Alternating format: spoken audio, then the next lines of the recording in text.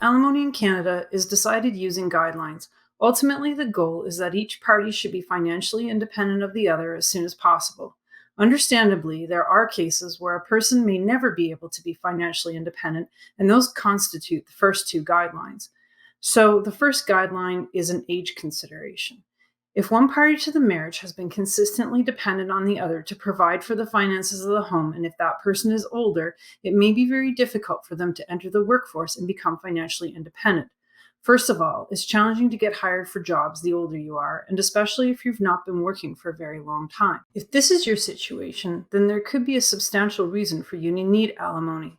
The second guideline and reason that an ex-spouse may never be able to become financially independent is because of a permanent disability. This one is self-explanatory. If you have a permanent disability, not only should you consider spousal support as a means of financial help, but you must also look into any government assistance you may qualify for under your new status of being single or divorced. What's more, many disabled people find that there are jobs and small business ideas that are compatible with their condition and that will allow them to participate in contributing financially to themselves.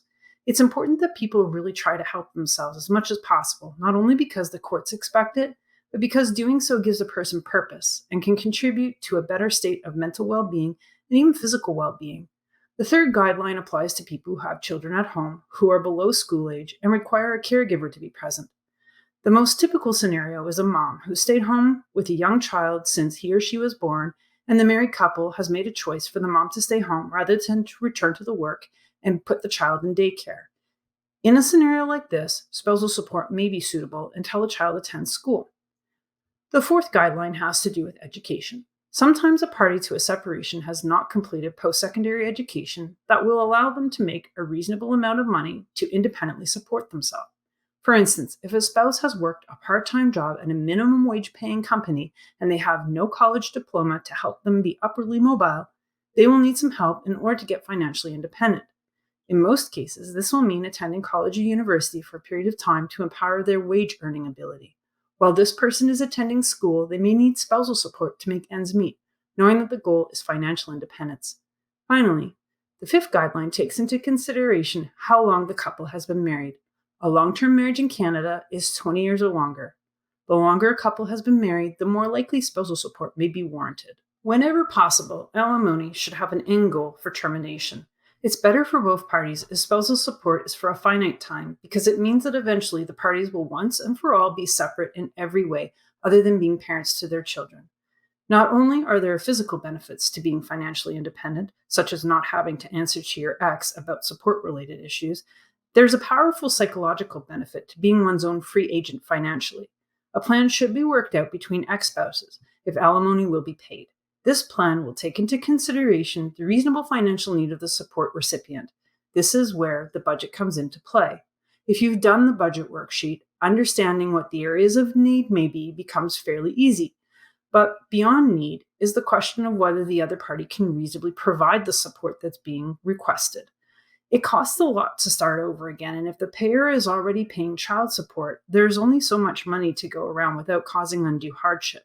If it will be a challenge for the paying party to fairly and reasonably provide the amount of support being requested, then other options must be considered. Using the Path to Financial Independence worksheet can help you assess the need, resources, and timeline that should be considered if you'll be including spousal support in your agreement. The Path to Financial Independence worksheet is an excellent resource to help you begin working out the details of how much money is needed for support, how long the support will last for, and what actionable steps the support receiver can take to get themselves into financial independence. Understandably, some people may not be able to achieve full financial independence, but where possible, it should be done. So, in question number 1, I want you to check off which of the guidelines applies to your situation. You can pick multiple ones if they apply from the following. The spousal support recipient is age 55 plus with little or no employment history, has permanent disability that makes working a challenge, has a child younger than school age, needs more education to be employed at reasonable wage, long-term marriage of 20 years plus. Next, in number 2, I want you to go to mysupportcalculator.ca and calculate your spousal support range. I'll give you a demonstration of how to do that now. So we're going to calculate support using something called My Support Calculator Online. This is for Canadians, although it could be useful for anybody. We're going to click on it here. We're going to select Calculate Support. We're going to go to We Have Children. I know that sounds a little counterintuitive, but it's the one we need. So we're going to select from the free and unlimited edition, go, and now we have to fill some information in.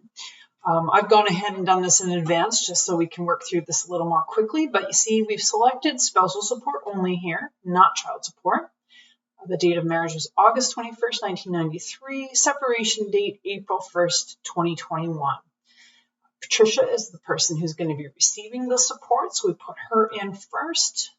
And we got her birth date information here and how much money she makes every year. We scroll down a little bit. John as well, his birth date information and his employment income.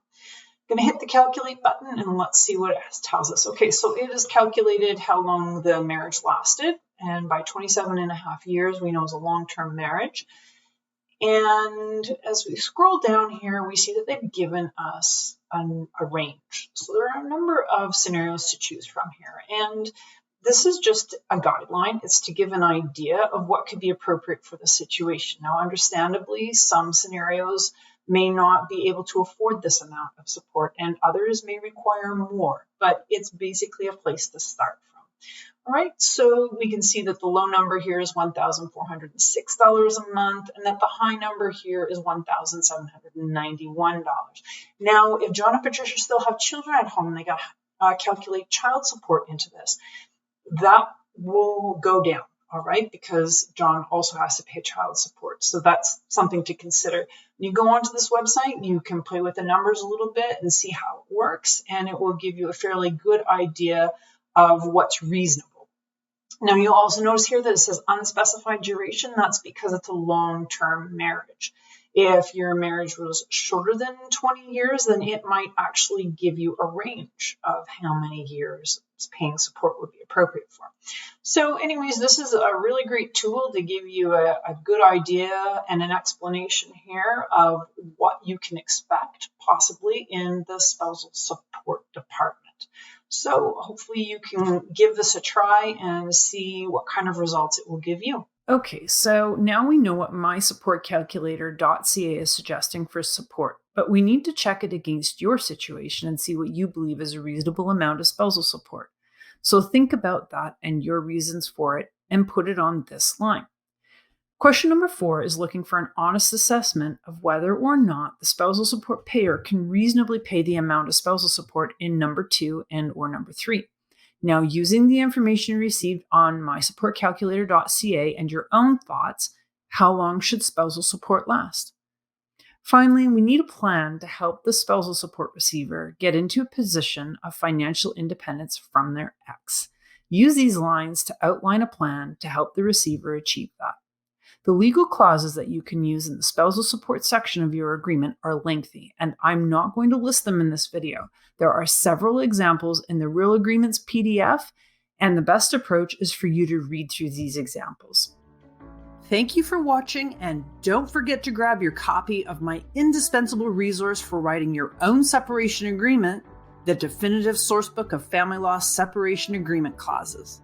Like and subscribe, and I'll see you soon.